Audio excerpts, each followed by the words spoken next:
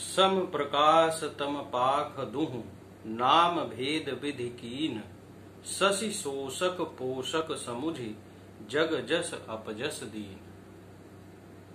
कृष्ण पक्ष और शुक्ल पक्ष दो होते हैं। एक 15 दिन चंद्रमा धीरे धीरे बढ़ता रहता है और कृष्ण पक्ष में चंद्रमा धीरे धीरे घटता जाता है और अमावस्या को पूरा अंधकार हो जाता है। इस प्रकार से चंद्रमा की रोशनी दोनों पक्षों में बराबर रहती है, लेकिन एक तरफ चंद्रमा बढ़ता है और दूसरे पक्ष में चंद्रमा लगातार घटता रहता है। तो इस वजह से महीने के दोनों पखवाड़ों में प्रकाश और अंधकार समान ही रहता है, लेकिन विधाता ने इनके नाम में भेद कर दिया है। एक का नाम शुक्ल पक्ष और एक का नाम कृष्ण पक्ष कर दिया है। एक को चंद्रमा का बढ़ाने वाला और दूसरे को उसका घटाने वाला समझकर इस संसार ने एक को सुयश दे दिया है और एक को अपयश दे दिया है। जड़ चेतन जग जीव जत सकल राममय जानी बंदऊ सबके पद कमल सदा जोरी जुग पानी। पानी मतलब हाथ, जुग माने युगल दोनों। संसार में जितने जड़ और चेतन जीव हैं,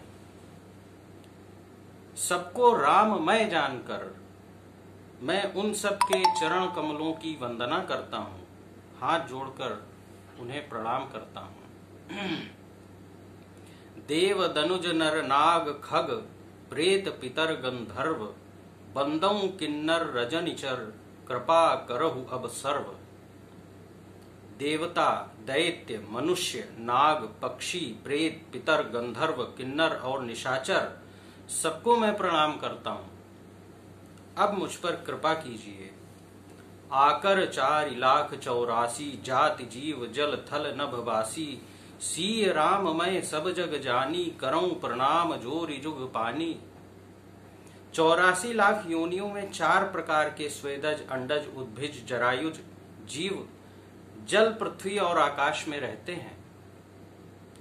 उन सबसे भरे हुए इस सारे संसार को मैं श्री सीता राम मैं जानकर दोनों हाथ जोड़कर प्रणाम करता हूं। जान कृपा कर किंकर मोहू सब मिल करहु छाणी छल छोहू निज बुद्धि बल भरोस मोहि नाही ताते विनय करऊं सब पाही। मुझको अपना दास जानकर कृपा की खान आप सब लोग मिलकर छल छोड़कर कृपा कीजिए। मुझे अपने बुद्धि बल का भरोसा नहीं है, इसलिए मैं सबसे विनती करता हूं। ये है तुलसी की विनम्रता।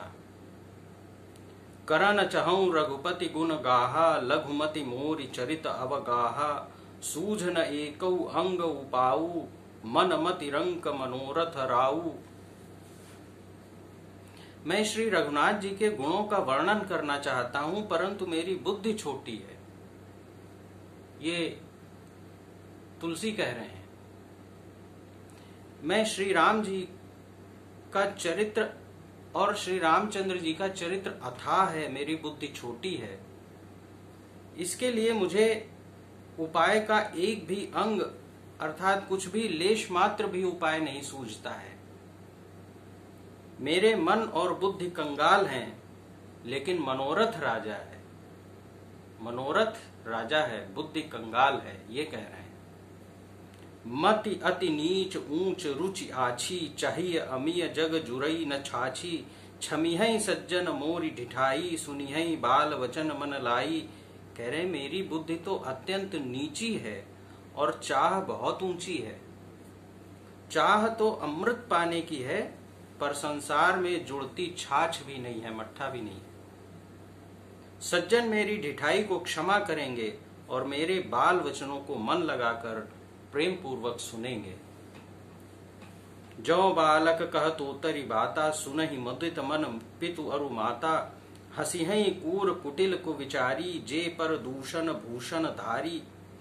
जैसे बालक जब तोतले वचन बोलता है तो माता पिता उन्हें प्रसन्न मन से सुनते हैं, किंतु क्रूर, कुटिल और बुरे विचारों वाले लोग जो दूसरों के दोषों को ही भूषण रूप से धारण किए रहते हैं, ऐसे लोग हंसते हैं।